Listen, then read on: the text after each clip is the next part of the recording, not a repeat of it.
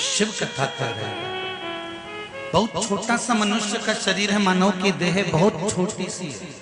कब आई, कब चली गई, कब आया, कब चले गया, जीवन का कोई ठिकाना नहीं। पर उस आने और जाने के क्रम में हम भगवान की जितनी भक्ति कर सकते हैं उस भक्ति को अपने भीतर उतारा। हम जितना भजन कर सकते हैं उसको अपने भीतर उतारा। बचपन हो, जवानी हो, अधेड़ी हो, बुढ़ापा हो, हम परमात्मा को अपने भीतर जब उतारने का कर्म करेंगे, अपने भीतर जब उतारेंगे तो ये पक्का है कि फिर हमें जन्म और मरण के प्रपंच में नहीं फंसना पड़ेगा। एक तो परमात्मा ने जो जीवन दिया है ना, परमात्मा ने जो तुम्हें बनाकर भेजा है ना, वो सबसे अच्छा बनाकर भेजा।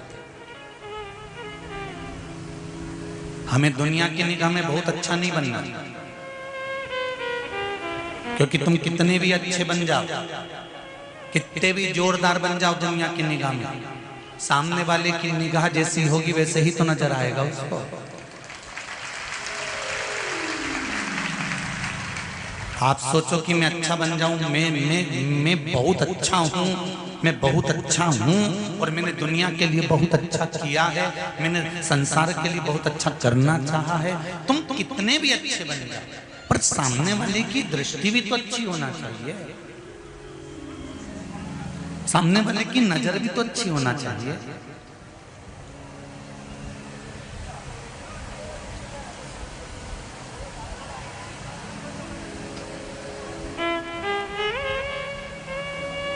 कपड़े की दुकान पर जाकर बैठोगे ना कपड़ा खरीदने के लिए, सबसे पहले वो 4 साड़ी जो दिखाता है ना, उसके बाद में तुमको 50 साड़ी भी दिखा देगा ना, तो तुम वो 50 नहीं खरीदोगी, जो शुरू की 4 दिखाई है उसमें से एक लेकर जाओगी, ये पक्का।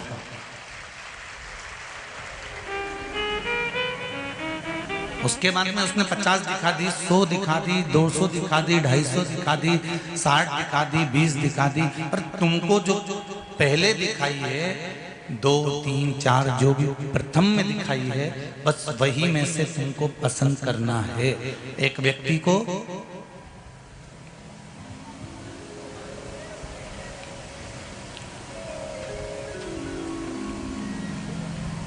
गुलाब के खेत में, जहां पर गुलाब होता है, गुलाब का पौधा होता है, उस गुलाब के खेत में भेज दिया गया और कहा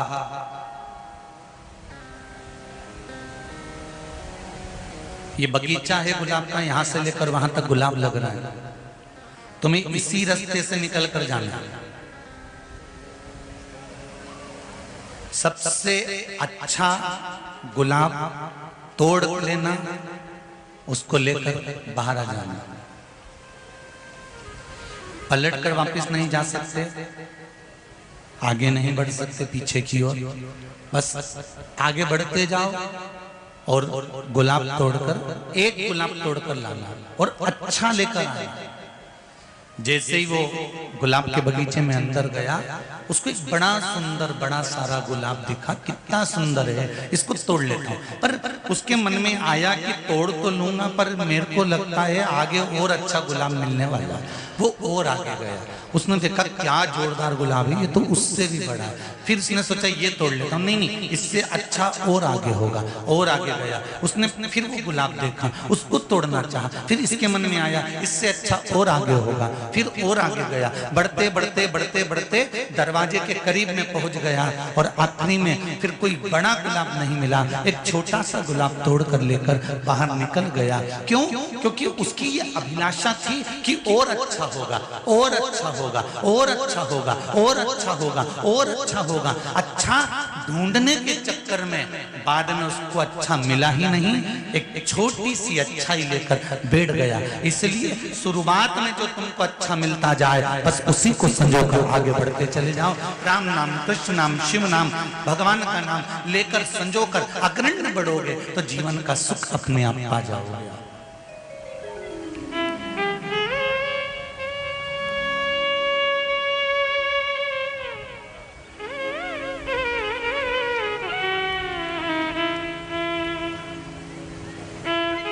बहुत भीड़ होने पर धीरे धीरे चला जाता है। बहुत दूर दूर से कथा सुनने आए हो आप लोग, ट्रैक्टर लेकर, मैजिक लेकर, ऑटो लेकर, बाइक लेकर, मोटरसाइकिल लेकर, टवेरा लेकर, ढेर गाड़ियां लेकर आए हो। लाखों में गाड़ियां खड़ी है पूरे क्षेत्र में, रतलाम के आसपास लाखों।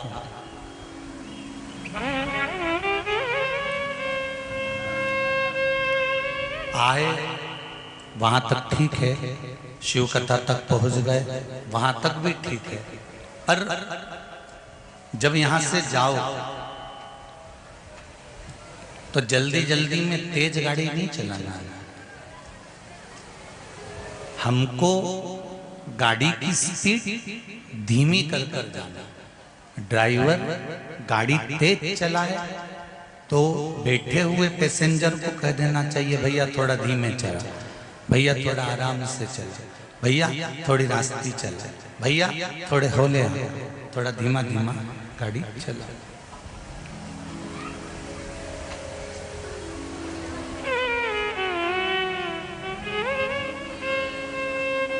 पहले स्पीड दे ले, बचपन, जवानी, अधेड़ी, ये सब स्पीड में निकल गए, बहुत तेज निकल गए। बचपन तो यूं जाता है जी, और चले जाता है तब याद आती है कि बचपन चले गया। जवानी चुटकी में निकल जाती है,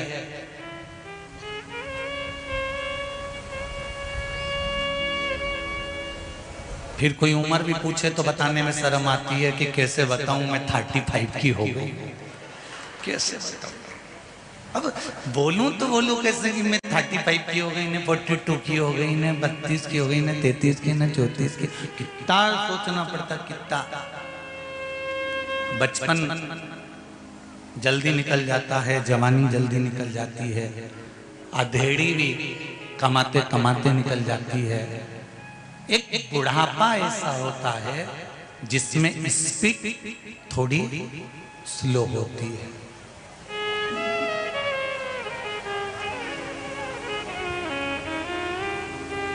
और जब भगवान ने कहा कि स्पीड इसलिए स्लो करी गई है कि इस स्पीड के अंतर्गत जितना तुझे समय मिला हुआ है उतने में तू भगवान का भजन करते चल।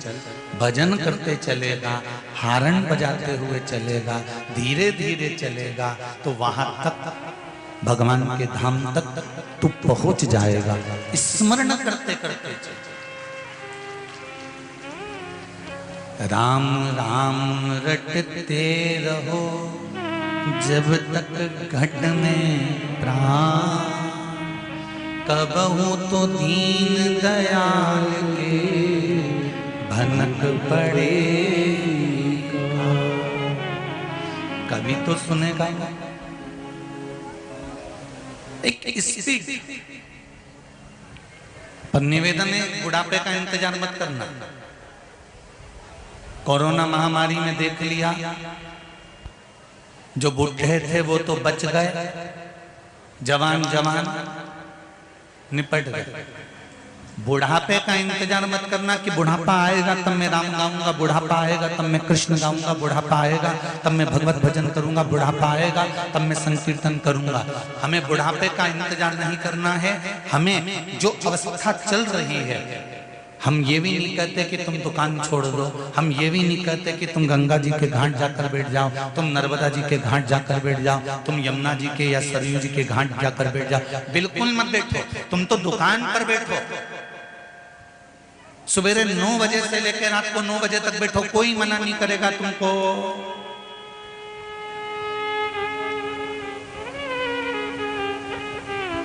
कर्म करो। गीता जी भी कहती है कि कर्म प्रधान है, खूब करो, पर कर्म के साथ में थोड़ा भजन करते हुए चलना। क्यों?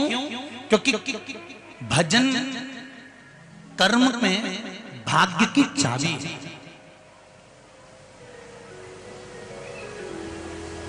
ये जितने जितने मैं ग्रामीण माताओं को तो नहीं कह सकता, पर जितने दुकान वाले होते हैं, व्यापारी होते हैं, सेठ जी होते हैं, जिनके पास में धन ज्यादा होता है, व्यापार ज्यादा होता है, बाहर आवाज नहीं जा रही, राइट में उधर बाहर बाहर वाले टेंट, तो जितने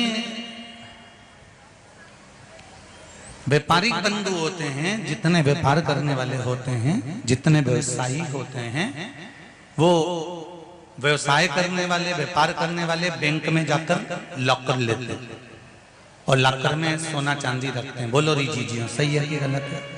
अरे बोलो तो।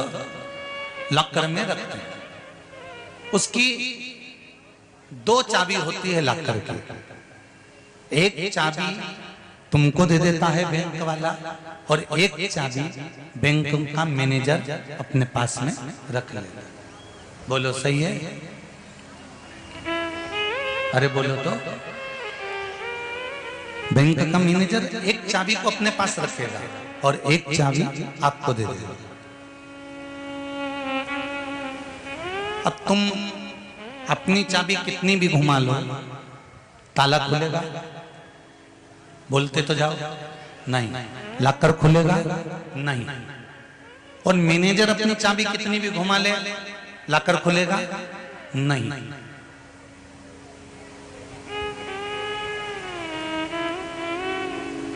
तुम अपनी चाबी लगाओ, फिर वो अपनी चाबी लगाएगा, मैनेजर अपनी चाबी लगाएगा, तब जाकर वो ताला खुल जाएगा, लॉकर खुल जाएगा। उसी तरह जैसे बैंक के लॉकर की 2 चाबी होती है, उसी तरह हमारी भी 2 चाबी होती है, एक कर्म की, एक भाग्य की। कर्म की चाबी तुम्हारे पास है, भाग्य की चाबी भोलेनाथ के पास है।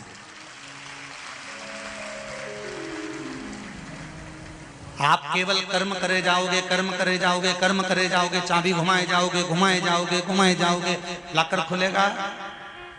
नहीं। और यदि तुमने सोच लिया मैं तो भाग्य के भरोसे रहूंगा, केवल एक ही काम करूंगा, मैं तो गंगा जी के घाट पे पड़ा रहूंगा और मेरा भाग्य खुल जाएगा, खुलेगा? अरे जम के बोलो जरा। नहीं। तुम कर्म की चाबी घुमाते जाओ, तुम काम करते चले जाओ, कर्म करते चले जाओ, भले छोटा व्यापार करो, जरा सा करो, चाहे कुरकुरा बेचो, चाहे चाउमीन बेचो, चाहे पानी पतासा बेचो, चाहे छम्मक लड्डू बेचो, चाहे गुड़िया का बाल बेचो, चाहे तुम्हारी मर्जी पड़े चाय बेचो, तुम्हारी मर्जी पड़े लस्सी बेचो, चाहे तुम ठेला चलाओ, चाहे तुम साइकिल चलाओ, चाहे तुम रिक्शा चलाओ, बस कर्म की चाबी तुम घुमाते रहो, काम करते रहो। इसमें लाभ नहीं हुआ ये करूंगा, इसमें लाभ नहीं हुआ ये करूंगा। कर्म की चाबी तुम घुमाते जाओ और कर्म की चाबी के साथ में एक काम करना, लोटा भर के जल शंकर को चढ़ाते रहना, भाग्य की चाबी वो घुमाकर चले जाए, उसको मत छोड़ना। एक चाबी से काम नहीं चलेगा, कर्म ही कर्म करे जाओगे और भाग्य की चाबी नहीं खुली तो कोई मतलब का नहीं, और भाग्य की चाबी खुल भी गई और कर्म की चाबी नहीं खुली तो कोई मतलब नहीं। दोनों चाबियां चाहिए लॉकर को खोल।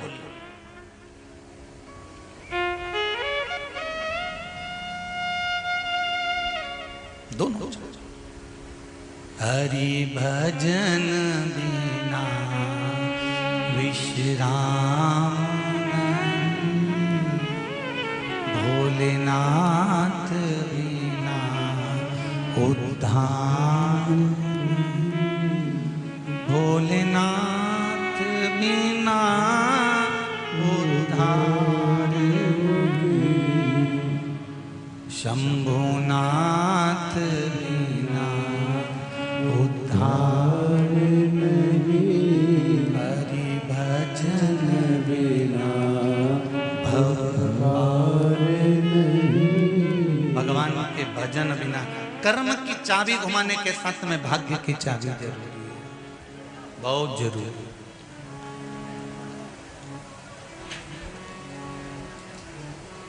बहुत जवानी नींद भर सोया, बुढ़ापा देख कर रोया, सिराने मौत हंसती है।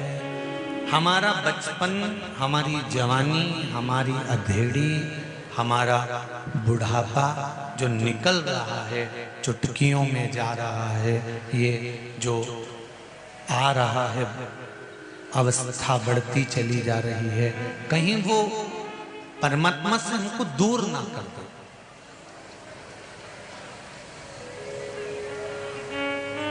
कहीं वो भगवान से हमको दूर ना कर।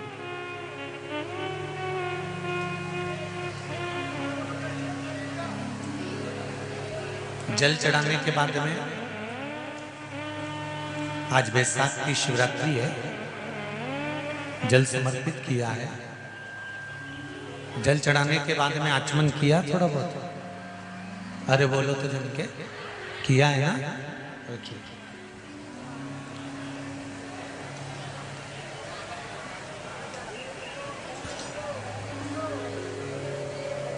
जिसको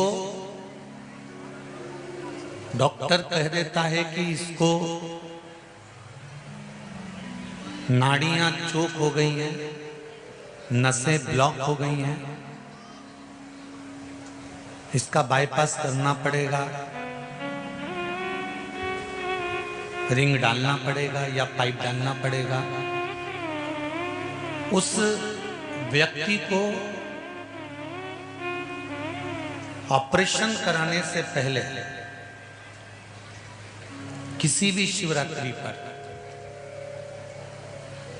किसी भी शिवरात्रि पर महाराज काली तिल और लाल चंदन, इन दोनों को पीस कर घिस कर उसका उपटन बनाना, शंकर भगवान पर उसका लेपन करना चाहिए किसी भी शिवरात्रि। और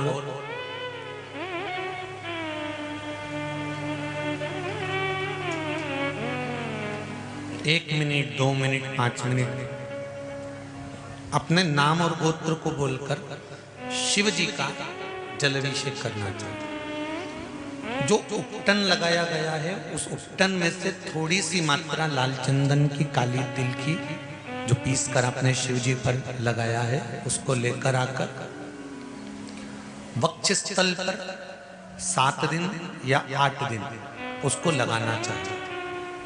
8 दिन के बाद में फिर डॉक्टर के पास चेक करवाने जाओ, क्या अब ऑपरेशन की जरूरत है, वो बता देगा। पर विश्वास रखकर करो। जैसे एक पत्र आया, देखिए पत्र तो बहुत सारे हैं, जब पढ़ा जाएंगे तब बता दिए जाएंगे, ठीक है। एक पत्र बड़ा सुंदर है, देखिए।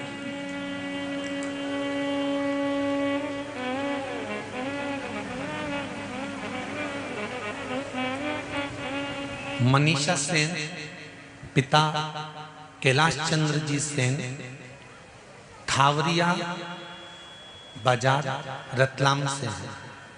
कहीं हैं, बैठे हैं? अगर बैठे हो तो हाथ हिला लीजिए। आप ही दोनों हाथ हिला दो एक बार।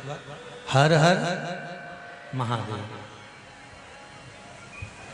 मेरा ससुराल जावद है। गुरुजी मुझे 2019 से मैं बीमार हो गई, जांच करवाई तो पता चला कि मुझे गर्भाशय में गांठ थी। फिर उसकी जांच करवाई गई, जो गांठ निकली उसकी जांच करवाई गई। गुरुजी वह गांठ कैंसर की थी। उसके बाद में गुजरात के हॉस्पिटल में मेरा इलाज शुरू हुआ और ऑपरेशन करवाया गया, फिर भी कोई फर्क नहीं पड़ा। उससे मेरी किडनी में भी असर हुआ, दोनों किडनियों में नलियां लगाई गई, तभी शरीर सूखता गया। उसके बाद आयुर्वेदिक दवाइयां लेना प्रारंभ किया गया, उसके बाद भी फर्क नहीं पड़ा।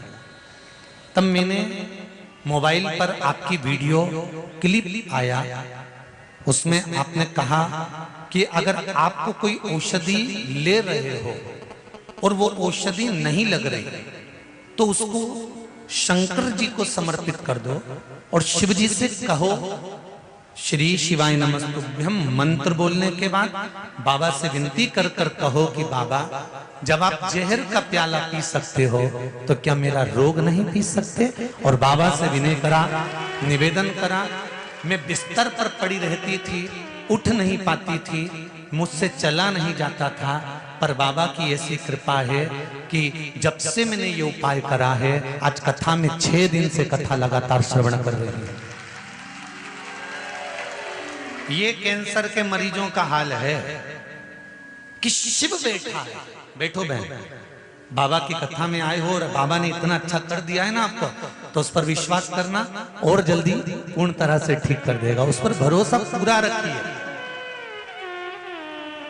अकाल मृत्यु वो मरे जो काम करे चंडाल का, काल उसका क्या बिगाड़े जो भक्त हो महाकाल का। जो शंकर की आराधना करता है, शिव तत्व में डूबा रहता है, शिव आराधना में डूबा रहता है, जिसका विश्वास पक्का है, तो समझ लो शिव तुम्हारे साथ हर पल खड़ा हुआ है, हर जगह खड़ा हुआ है। विश्वास पक्का होना चाहिए।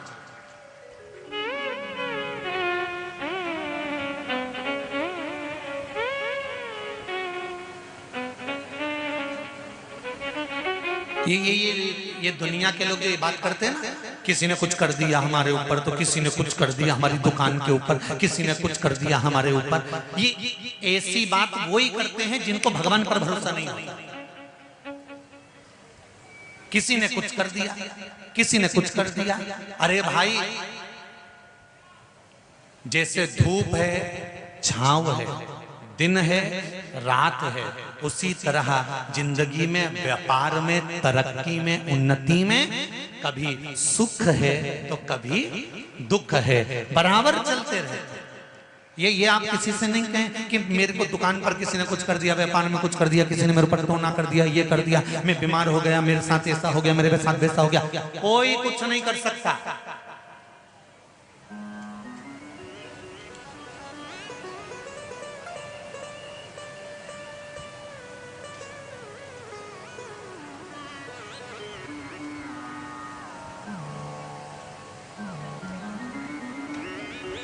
आप उस पर विश्वास पूरा रखिए।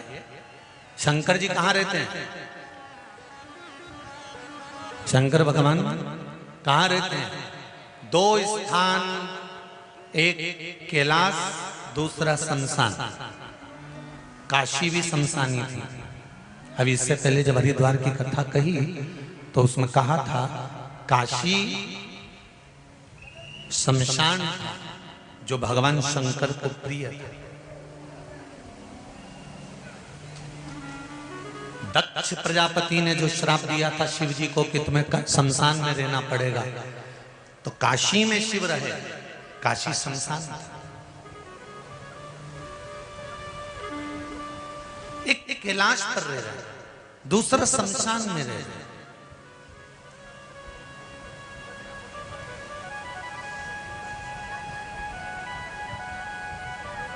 अब शमशान में रहने वाला व्यक्ति भगवान शिव, शमशान में रहने वाले भगवान भोलेनाथ, शमशान में रहने वाले मेरे शंकर, शमशान में रहने वाले मेरे शिव, जो स्वयं अघोरियों के भी अघोरी हैं, तांत्रिकों के भी तांत्रिक हैं, ज्योतिषी की भी ज्योतिष हैं।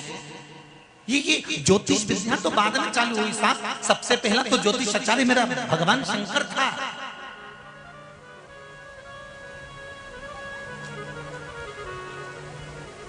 और उन्होंने ज्योतिषी कोई साधारण जगह पर नहीं करी। राम जी के दरवाजे पर जाकर कह दिया ये राम है।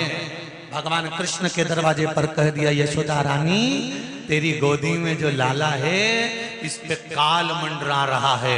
यशोदा जी ने पूछा तुम्हें कैसे मालूम पड़ा? शंकर जी बोले मैं सब जानता हूं क्योंकि मैं ज्योतिषी। इससे बड़ा ज्योतिषी कहां मिलेगा? घड़ी उसने बनाई, पल उसने बनाया, नक्षत्र उसने बनाया, समय उसने बनाया, महीना उसने बनाया, वार उसने बनाया, तिथि उसने बनाई, सब कुछ निर्माण उसने कराया।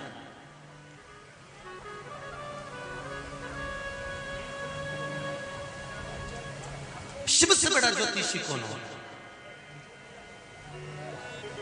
शंकर से बड़ा तांत्रिक कौन होगा? शंकर भगवान से बड़ा अघोरी कौन होगा? शिव से बड़ा देव कौन होगा? कौन हो सकता? सारे तीर्थ धाम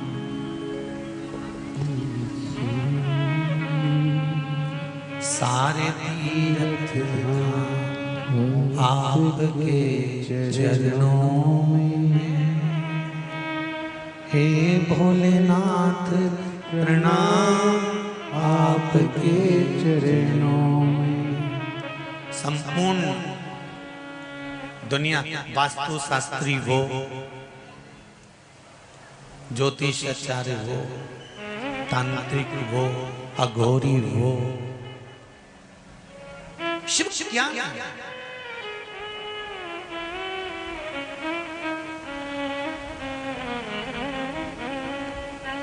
अच्छे से समझ लो भाई, भगवान कृष्ण के यहां पर जब संतान नहीं हुई, भगवान कृष्ण के यहां पर जब औलाद नहीं हुई, संतान नहीं हुई, तब भगवान कृष्ण कहीं बैठक पे गए थे? अरे बोलो जरा, अच्छे से बोलो जरा। गए थे? भगवान कृष्ण वहां पहुंचे थे कहीं का घूमने वाले के कि नहीं बताऊंगा सब कुछ। और वो घूमने वाले के पास अगर भगवान कृष्ण पहुंच जाते और कहते थे साहब मेरी 16,108 रानियां, संतान नहीं है, और घूमने वाला कह देता तेरे घर का जिसने बंधन करा कोक बांध दी, जा जा जा जा, इसलिए औलाद नहीं हो।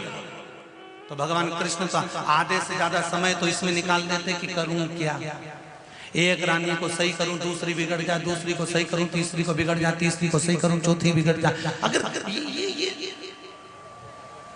भगवान किसी बैठक या दरबार या आधिकाधिक जगह पर भगवान नहीं गए, भगवान कृष्ण ने गर्गाचार्य बाबा को बुलाया और अपने गुरुजी से पूछा मेरे यहाँ संतान नहीं है, आप बताओ क्या करूं? तो गुरुजी ने कहा एक रानी के साथ में 11 दिन तक बैठकर शंकर भगवान का पार्थिव शिवलिंग का निर्माण करना, उस शिवलिंग का निर्माण कर उसकी पूजन करना और फिर उसका विसर्जन करना।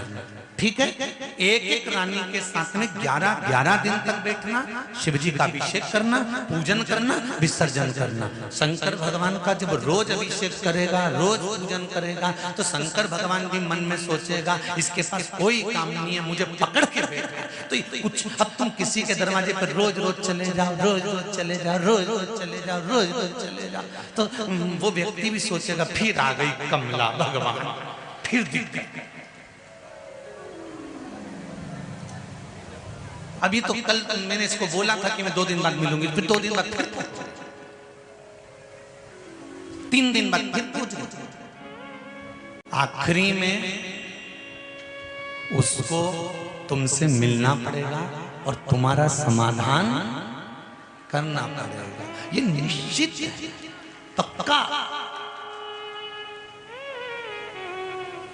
भगवान कृष्ण एक एक रानी के साथ में 11 दिन तक बैठकर अभिषेक पूजन करते रहे। शिव जी प्रसन्न हो, शंकर भगवान प्रसन्न होकर बोले कन्हैया किस लिए मेरी पूजन कर रहे हो? भगवान कृष्ण ने कहा संतान के लिए। चिंता मत करो, एक एक रानी के गर्भ से तुमने 11 दिन तक मेरी पूजन करी है, इसलिए एक एक रानी के गर्भ से 11 संतान होगी। 10 छोरा 1 छोरी, 1,77,186 भगवान कृष्ण के घर में बच्चे हो गए शिव की कृपा से। इतने तो रतलाम में नहीं होगा, रतलाम की बात चल रही है। आज तो तुम लोग ना जाने कितने लाखों में हो, वर्णन नहीं कर सकता। 1,77,186 भगवान कृष्ण के संतान हो गई, बच्चे हो गए। जब बच्चे इतने हो गए तब भगवान कृष्ण शिव जी को धन्यवाद देते हैं कि भोलेनाथ, दुनिया के लोगों को ये प्रेरणा है जब कोई साथ ना दे तब महादेव के चरण पकड़ लेना, वो सब कुछ दे देगा, सब दे देगा।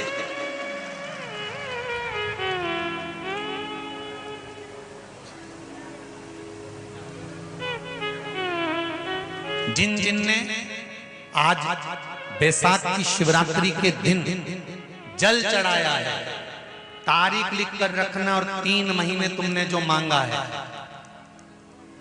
यहीं बोल के जा रहा हूं, 3 महीने के अंदर जहां कथा चल रही होगी ना, एक पत्र तुम्हारा वहां पहुंच जाएगा कि मेरा ये काम हो गया। ये पत्रों के जो ढेर लगे हैं, ये ऐसे ही नहीं लग गए साहब, ढेर पत्र ढेर।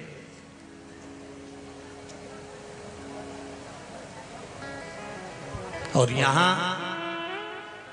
शिव महापुराण में ना तो कोई विद्या होती है, ना सियोर वाले महाराज को कोई तंत्र विद्या आती है, ना कोई मंत्र विद्या आती है, ना हमको ऐसा घूमना फिरना आता है, और ना हमको ऐसा कहीं का छू करना आता है कि ऐसे छू कर दो नीचे से हंडा निकल के आ जाए, और ऐसा हंडा निकालने वाला कहीं का मिल जाए तो मेरे घर भी भेज दीजिए। कुबेरेश्वर बाबा का मंदिर बनना है तो मैं एक ही हंडे में काम कर लूंगा, दूसरी बार कथा करने की जरूरत ही नहीं पड़ेगी, आराम से बैठ के खाऊंगा।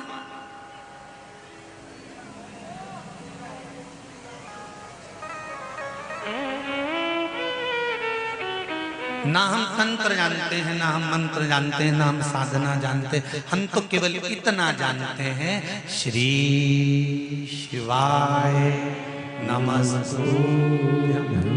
बस 2-3 चीज हमने धारण करी है, एक शंकर भगवान को जल चढ़ाना, बेलपत्र चढ़ाना, एक सूर्य भगवान को अर्घ चढ़ाना, दूसरा रुद्राक्ष अपने तन पर धारण करना।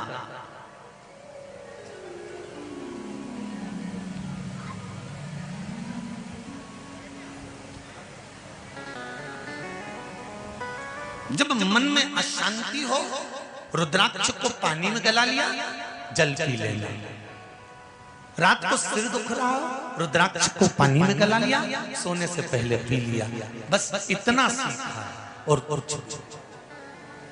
और जिस दिन कोई मानसिक चिंता टेंशन सामने आए, उस दिन अकेले बैठकर रुद्राक्ष की माला हाथ में रखकर, जपा ना जपा हथेली में भी रखकर उस शंकर को याद कर लिया कि तेरे भरोसे पर जिंदगी चल रही है, तू नहीं संभालेगा, कौन संभालेगा। ये माता पिता नाते रिश्ते कुटुंब कबीले पति पत्नी बच्चे, ये सब तो यहाँ के रिश्ते हैं, पर सबसे पहला रिश्ता माँ के गर्भ में जब मैं था तो पेट मेरी माँ ने नहीं भरा, पेट अंदर आकर तूने भरा था, तो अभी भी तू ही संभालेगा, इतना दिल से कह देना, संभाल।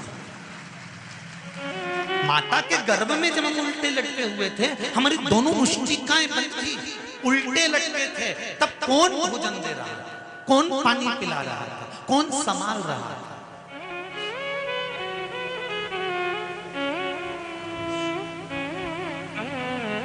और कितनी कृपा करी है मेरे भोलेनाथ ने, ये तो देखो, तुमको भिखारी नहीं बनाया, नहीं तो कटोरा लेके कहीं उनका इंदौर के 3 बत्ती 4 बत्ती पे खड़े मिलते।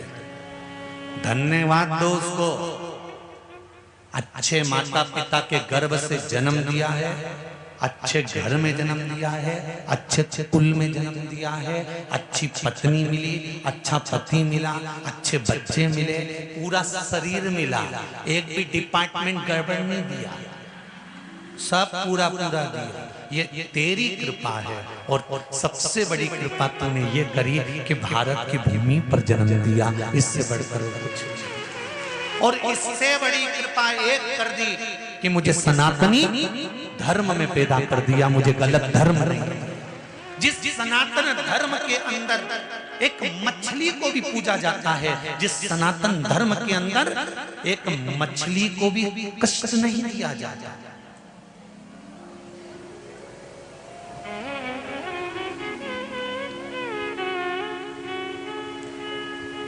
चींटी को पकड़ो वो भी भागती है, बोलो सही है। चींटा को पकड़ो तो भागे, चूहा को पकड़ो तो भागे, सांप को पकड़ो तो भागे, गाय को पकड़ो तो भागे, हिरण को पकड़ो तो भागे, जरा विचार करिए, मछली को पकड़ने की कोशिश करो, वो भी कांटे में फंस के तड़प कर निकलने का प्रयास करती है कि मेरे भी बच्चे हैं, मेरा भी परिवार है, मेरे भी अपने हैं, तुम मुझे क्यों पकड़ रहे हो, क्यों मार रहे हो? जरा सा जीवन के स्वाद के लिए, जरा सी जीवन के स्वाद के लिए तुम मुझे मार रहे हो।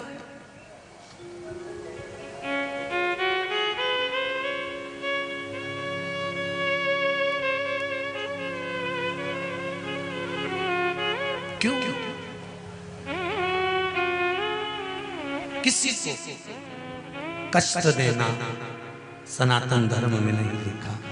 सनातन धर्म में तो एक बात लिखी है कि सर्वे भवन्तु सुखी, कोई दुखी ना। हे पुराण परमात्मा विश्व बने धर्मात्मा, एक यही बस प्रार्थना, एक यही बस प्रार्थना। हे पूर्ण परमात्मा विश्व बने धर्मात्मा, एक यही बस प्रार्थना, एक यही बस। दुखी ना हो कोई आत्मा, एक यही बस प्रार्थना, सुखी रहे सब आत्मा। हे पूर्ण परमात्मा। बस भगवान से यही निवेदन कर सकते हैं कि सब सुखी रहे।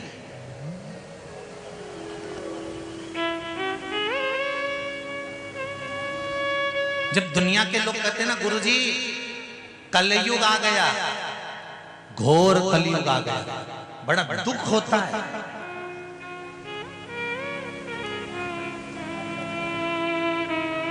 क्यों?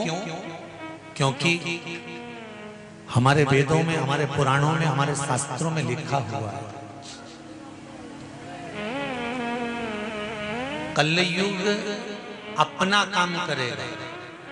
उस कलयुग को भी आप सतयुग बना सकते हो भजन के बल पर, सत्संग के बल पर, भक्ति की। कलयुग अपना काम करेगा। बचपन गया तो जवानी आएगी, ये सरल है, सहज है। जवानी के बाद अधेड़ी आएगी, ये पक्का है। अधेड़ी के बाद बुढ़ापा आएगा, ये पक्का है। साइकिल के बाद मोटरसाइकिल आएगी, ये पक्का है। मोटरसाइकिल के बाद 4 व्हीलर गाड़ी आएगी, ये पक्का है। किराए के मकान के बाद तुम्हारा फ्लैट मकान आएगा, बस मेहनत करना पड़ेगा, वो बहुत निश्चित है, पक्का। हमारे शास्त्र, हमारे वेद, हमारे पुराण, हमारा धर्म कहता है कि कलयुग आ गया। लोग कहते हैं कलयुग आ गया, कलयुग आ गया, कलयुग आ गया, कलयुग आ गया। इस कलयुग में भी सतयुग आ सकता है अगर आप चाहो तो। और सतयुग आए कि नहीं आए वो पता नहीं, पर अगर मेरे शंकर की कृपा रही तो कलयुग की जगह शिवयुग जरूर आ सकता है, यह पक्का हो।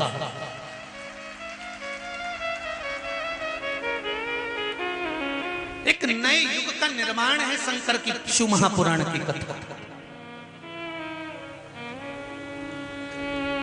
आने वाले समय में आपको नहीं कहना पड़ेगा कि कलयुग चल रहा है, क्या कहोगे? शिव युग चल रहा है।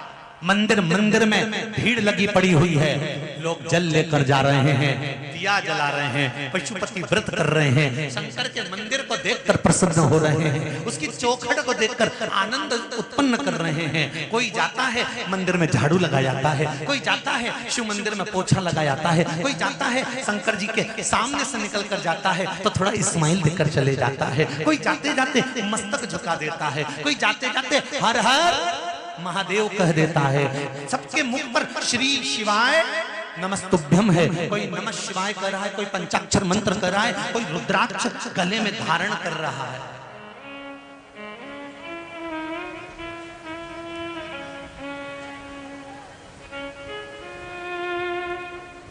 कुछ बोलना चाहते हो? छोटा है कि बड़ा, क्योंकि कथा बहुत है। देव जरा दे माइक पे, जल्दी से जल्दी, हाँ जल्दी जल्दी। तो कलयुग सतयुग की और बड़े। हम मानते हैं कि सतयुग नहीं आ सकता, हम मानते हैं कि हम वापिस त्रेता को नहीं ला सकते, द्वापर को नहीं ला सकते, पर एक नए युग का निर्माण तो कर सकते हैं। और वो कलयुग की जगह हम शिव युग ला सकते हैं, शंकर की आराधना के बल। श्री शिवाय नमस्ते। श्री शिवाय नमस्ते। हम गुरुदेव जी बोलिए। मेरी सिस्टर के मकान हो चुका था, लेकिन उसके लोन पास नहीं हो रहा था। जब आपने बताया टीवी पे कि पशुपतिनाथ व्रत करना है, तो उसने जैसे ही पशुपतिनाथ व्रत दूसरा ही करा और तीसरे में आर्डर आ गया कि आपका लोन पास हो चुका, मकान सब कुछ फ्री हो चुका है। जय हो बाबा की। श्री शिवाय नमस्ते। बैठिए, यही शिव की कृपा। तो अब कोई तुमसे कहे कि नहीं कलयुग चल रहा है, तो तुम दिल से कह सकते हो कौन सा युग चल रहा है? जम के बोलो जरा, शिव युग चल रहा है, कलयुग नहीं।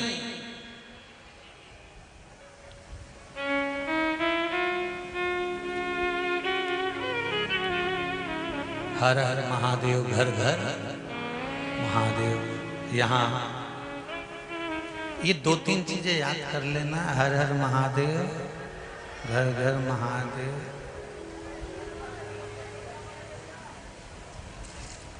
सब दुखों का हल, एक लोटा जल। कलयुग नहीं, शिव युग है। जो मिले वो शंकर का है, दिल से। एक निवेदन, आज कली काल में सबसे ज्यादा अगर कुछ हावी हो रहा तो ये जो बाहर की जो सभ्यताएं हैं, बाहर की जो चीजें हैं, वो हमारे रेगुलर व्यवहार में, नेचर में आती चली जा रही है। बच्चों को अंग्रेजी स्कूल में पढ़ा, खूब पढ़ा, उसकी विद्या। मेरी बेटियों को भी अंग्रेजी स्कूल में पढ़ाओ, खूब पढ़ा। बेटे और बेटी में कोई भेद नहीं होना चाहिए। अच्छे स्कूल में पढ़ाओ, खूब नामी स्कूल में पढ़ाओ। पर उन बेटे और उन बेटियों को एक बात जरूर कह दो, तुम अच्छे से अच्छे स्कूल में पढ़ो, मना नहीं है, पर शिव मंदिर में रोज जाना है। बचपन से ही उनकी आदत लगा दीजिए, उसका एक लाभ मिलेगा। बुढ़ापा जब आपका आएगा तो आपके बच्चे आपसे मुंह नहीं चलाएंगे। अगर वो शंकर की सेवा करते हैं तो आपकी भी कर जाएंगे। ये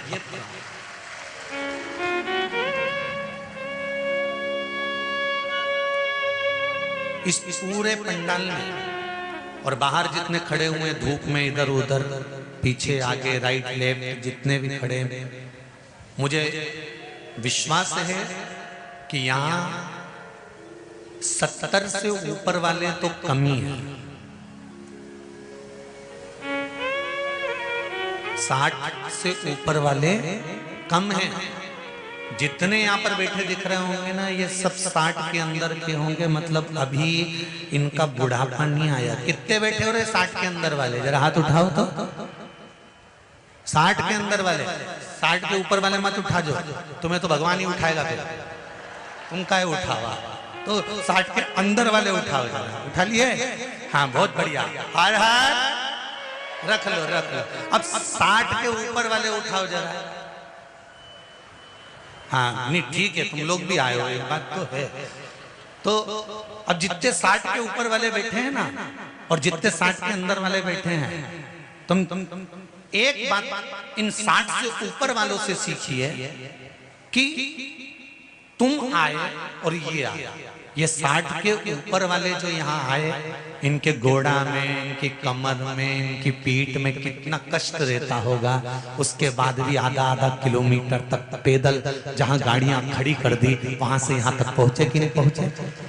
तो 60 से ऊपर वालों से हमको ये सीखना है कि जब ये हिम्मत नहीं हार सकते आने में, तो हमें भी सत्कर्म में हिम्मत नहीं हारना, आगे बढ़कर अपने सनातन धर्म को लेकर जाना। इनसे हमें सीखना, इनसे हमको प्राप्त करना।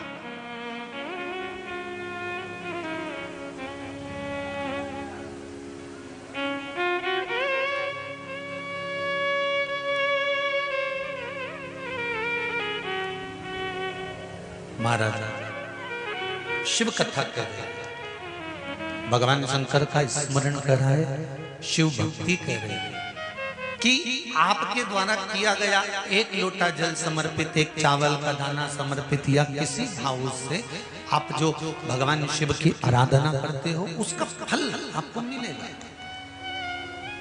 और मिलता जरूर है। बड़ी प्रसन्नता की बात है। यहाँ के प्रशासन को, रतलाम के जितने प्रशासनिक हैं, प्रशासन वाले हैं, इनको धन्यवाद देना चाहूंगा। नेतागणों को भी धन्यवाद देना चाहूंगा कि इस व्यासपीठ ने कहा था कि वो तालाब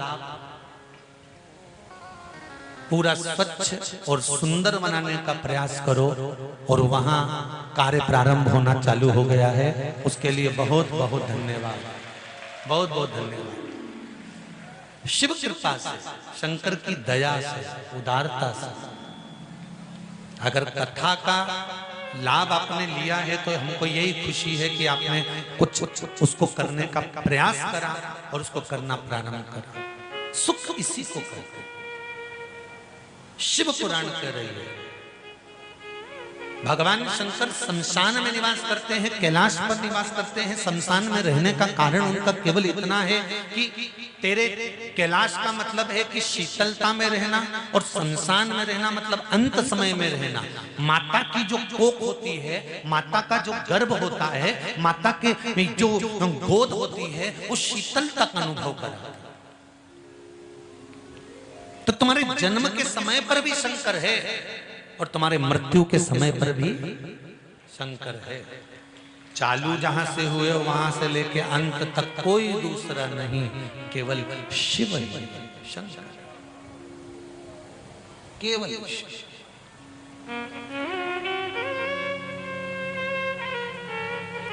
भगवान शिव बैठे हुए थे, माता पार्वती जी पीछे से आई और मां जगत जननी पार्वती जी ने आकर भगवान शंकर के नेत्रों को बंद किया।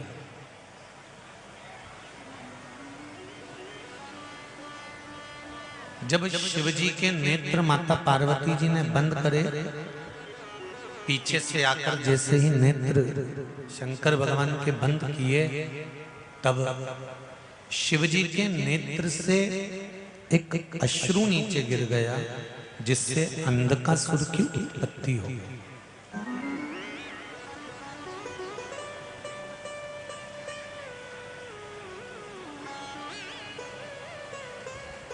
अंधकासुर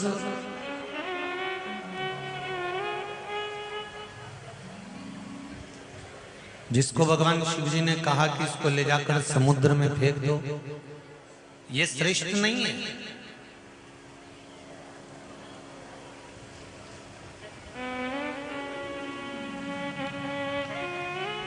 शंकर भगवान के नेत्र से जो अश्रु निकला उसको समुद्र में फेंका गया, वो अंधकासुर हुआ। कुछ कुछ अपने शरीर में से भी क्रोध, अभिमान, अहम,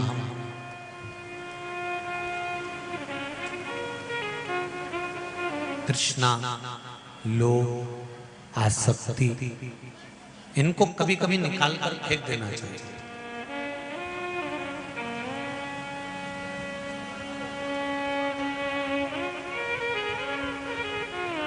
एक व्यक्ति ने एक पत्र लिखा है, वो पत्र कक्ष में है। उस पत्र में उस व्यक्ति ने लिखा है कि मैंने पहले चश्मे की और बेल्ट की दुकान खोली थी, पर वो नहीं चली, उसको बंद कर दिया। मैंने दूसरी दुकान खोली, मेरी पत्नी के कहने से। ये बदनावर का पत्र है, बदनावर, शायद यहीं कहीं बदनावर होगा। तो फिर मैंने उसी दुकान में किराने का काम चालू करा। 1 साल बैठा पर नीचे।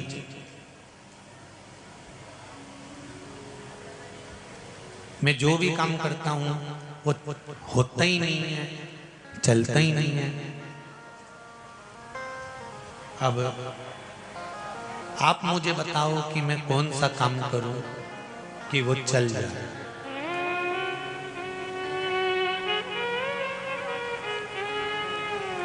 मेरा तो इतना सा निवेदन है, जिसने प्रश्न किया है उसको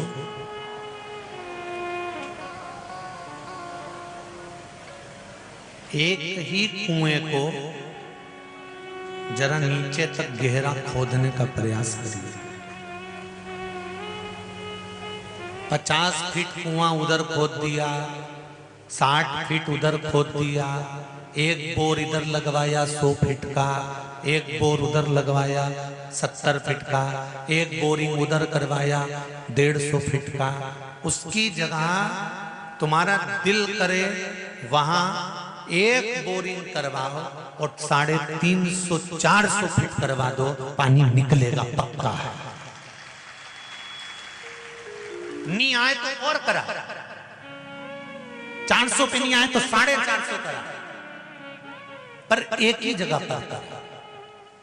यहां करा लिया, वहां करा लिया, वहां करा लिया, वहां करा लिया, किसी में पानी नहीं आया।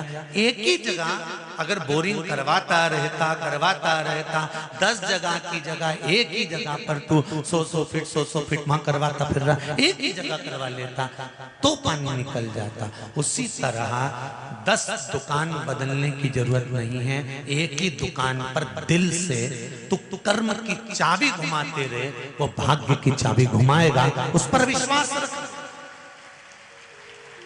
हारना नहीं।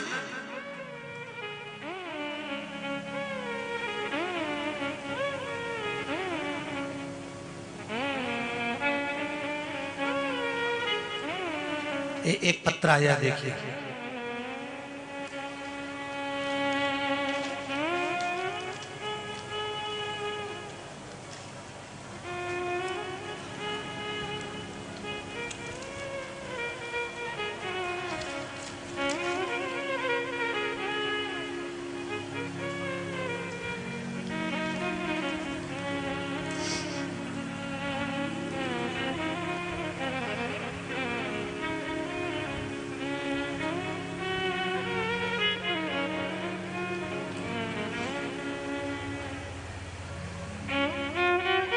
मेरा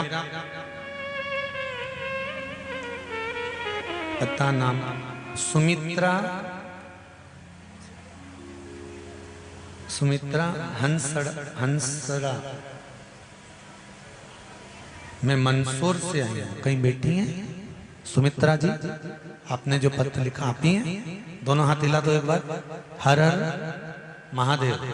पहले तो आपको बधाई बहुत बहुत। गुरुदेव, पशुपति व्रत और आपके द्वारा बताए गए उपाय का क्या लाभ होता है? 1 लोटे जल का, चावल का दाना, चंदन का पानी का क्या फल है? गुरुजी, मेरे बेटे की नौकरी नहीं लग रही थी, मैं हर तरह से हार गई। बेटा भी हताश होकर बैठ गया। उसने कहा, माँ, इतनी पढ़ाई करने के बाद, ये सब कुछ करने के बाद तो नौकरी नहीं मिल रही, अब क्या करें? घर में पड़ा रिया, बहुत तकलीफ में आ गए। एक चावल का दाना, चंदन का पानी। मैंने बेटे को कहा कि तू शिव जी को चढ़ाना प्रारंभ कर। 1 बार हिम्मत हार गए, 2 बार हार गए, 3 बार हार गए, पर अब कर्म करते करते भाग्य की चाबी वो खोलेगा, तो एक चाबी उसके पास में है, ये कथा कर रही है। तो मैंने उससे वो चढ़वाना प्रारंभ करा और बाबा की ऐसी कृपा हुई 19/4/2022 को, ये चौथे महीने में, यही 19 तारीख को मेरे बेटे की जॉब लग गई है। उसके लिए मैं बधाई करने के लिए यहाँ प्रणाम करने आया। आज मैं बाबा को केवल प्रणाम करने के लिए आई हूं कि 19 तारीख को ही मेरे बाबा ने मेरा रिजल्ट ला कर दे दिया। बैठो बहन, हर हर महादेव। ये शिव कृपा। बच्चे परीक्षा देते हैं, एग्जाम देते हैं, 10th class, 12th class, CBSE course से कर रहे हैं, कहीं एमपी बोर्ड से कर रहे हैं, कहीं कुछ कर रहे हैं, कहीं इंटरव्यू देने जा रहे हैं, कहीं कॉलेज की पढ़ाई, कहीं इंजीनियरिंग करने जा रहे हैं, कहीं डॉक्टरी की पढ़ाई करने जा रहे हैं। और वो बच्चे, जरा सा रिजल्ट अगर बेकार आता है तो बच्चे सोचते हैं कि हमारी जिंदगी खराब हो गई, अब तो मर जाए तो अच्छा। क्यों मरना? तुम्हारे माँ बाप ने तुमको इसलिए बड़ा करा है कि तुम मरो। जरा सा रिजल्ट आया और अगर गड़बड़ा गया, घबराना नहीं है। जरा सा इंटरव्यू दिया, पास नहीं हुए, घबराना नहीं है। एक बार कॉलेज में इंटरव्यू लेने वाले आए और कंपनी नहीं मिली, घबराना नहीं है। हो सकता है शंकर भगवान ने तुम्हारे लिए कुछ अच्छा सोच कर रखा होगा और अच्छा करना चाह रहे हैं। रिजल्ट बिगड़ गया ना, बिगड़ जाने तो जिंदगी तो नहीं बिगड़ी ना। अभी उसके भरोसे पर, उसके भरोसे पर। भोलेनाथ दया करना, मैं तेरे भरोसे हूँ। मेरे बाबा दया करना, मैं तेरे भरोसे हूँ।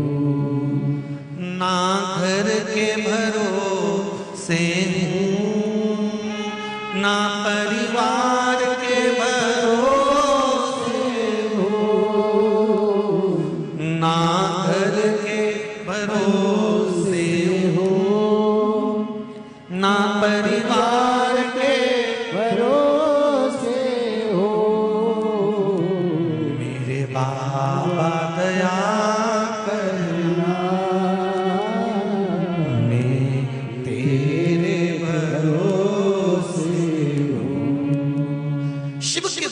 एक बार अगर रिजल्ट गड़बड़ हो गया, एक बार अगर काम गड़बड़ हो गया, एक बार अगर दुकान नहीं चली, व्यापार नहीं चला, परेशानी आ भी गई, घबराना नहीं है, छोड़कर नहीं भागना है, हमें कहीं जाना नहीं है, हमें कुछ गलत करना नहीं है। उल्टा हमको और बल के साथ कर्म की चाबी घुमाना है और शंकर जी के मंदिर जाना चालू करना है और भाग्य की चाबी उसके भरोसे छोड़ देना है। अब वो जाना